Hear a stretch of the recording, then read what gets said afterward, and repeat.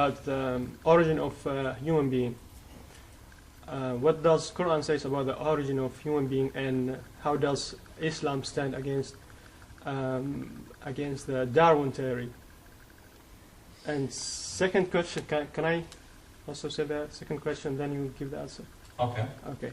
The second question is about the fact that in Quran, and one of the surah mentioned that the Malaika said against Allah subhanahu wa ta'ala when he said that he is going to create a human being. They said that some of are you going to create? They said against God. Are you going to create a creation that spread blood in earth? يفسك الدماء تجعل فيها. I don't remember the first, but it's like يسفك الدماء ما يفسد فيها ويسفك الدماء ونحن نسبح بحمدك ونقدس لك. قال ربك للملائكة يجعل في الأرض خليفة. نعم.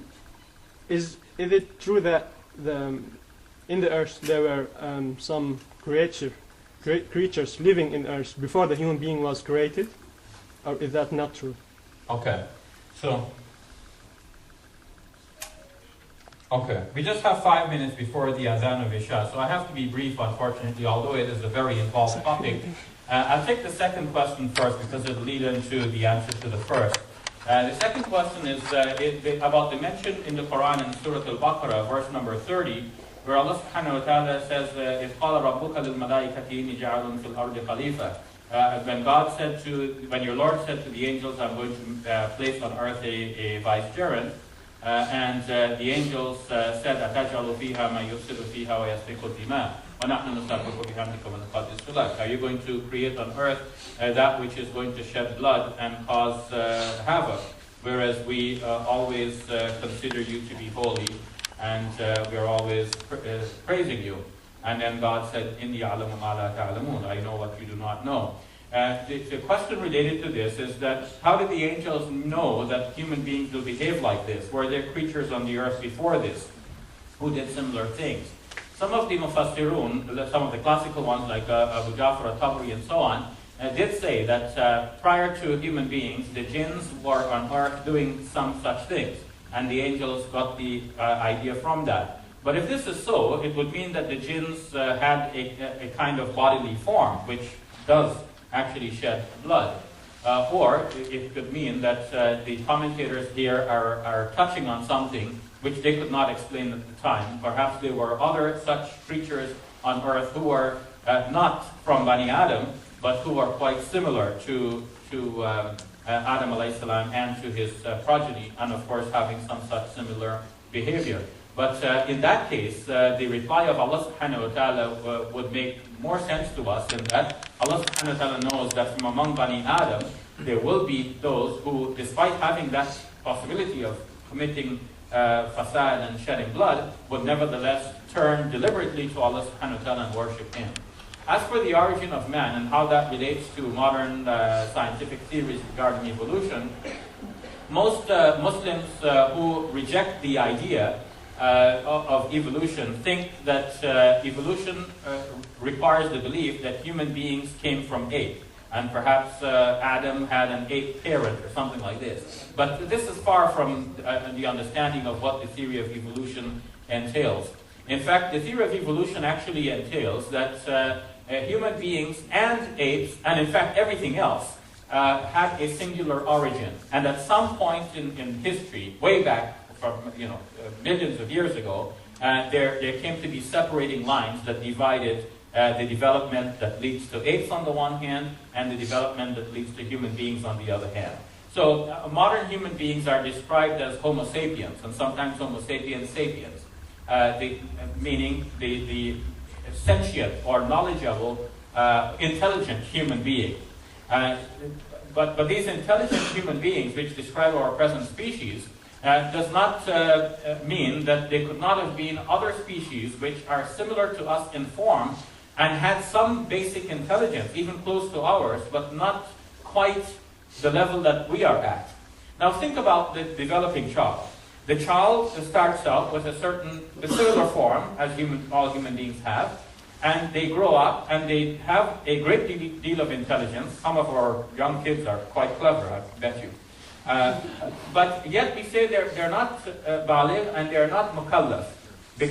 But when they reach a certain age, then they become mukallaf, or responsible for their actions. So is it not possible that there was some development in the history of humankind when humankind was in its infancy, and then humankind reaches a certain level when they are sentient enough that Allah subhanahu wa ta'ala now makes them mukallaf and gives them commandments and teachings and regulations, and now they're responsible for doing that, for carrying out those teachings and commandments.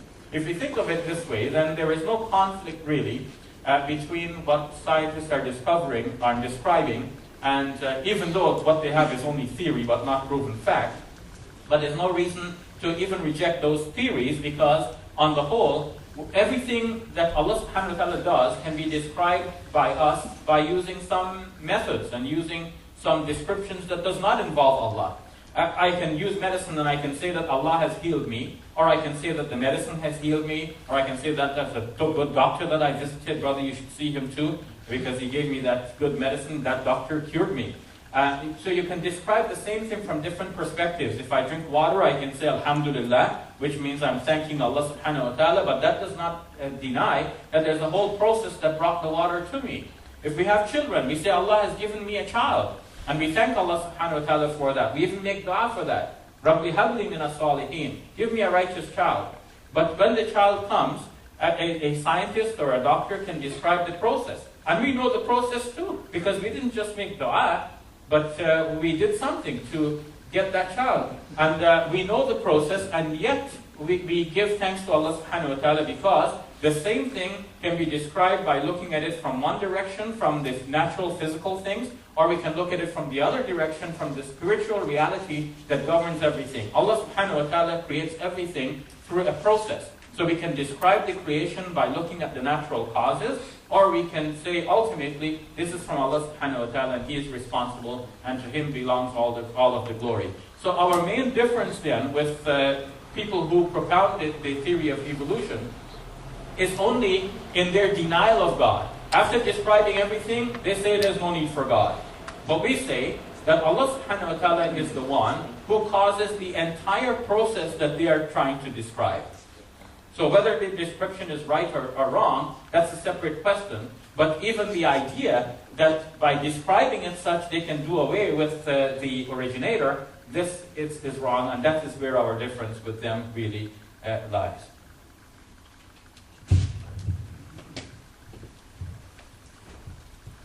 Brother Shabir, I would really like to thank you for the lecture you've given us, for the answer you've given us on our questions. May Allah reward you. Ik mag nu het afsluitende woord doen. Er zijn een paar dingen die ik nog wil benoemen. Als eerste had ik voor de lezing al een korte comment gemaakt over de notitieblokjes. Maar jongens, de volgende keer echt meenemen.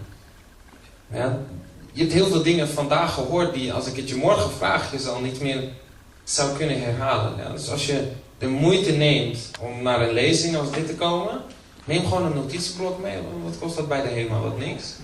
Ja? En dan kan je meer halen uit een avond als dit. Dus inshallah. Ik zie er ook wel een paar op. Dat is heel goed. Maar neem dat de volgende keer mee. En ik hoor net dat hier morgenochtend alles op internet wordt gezet.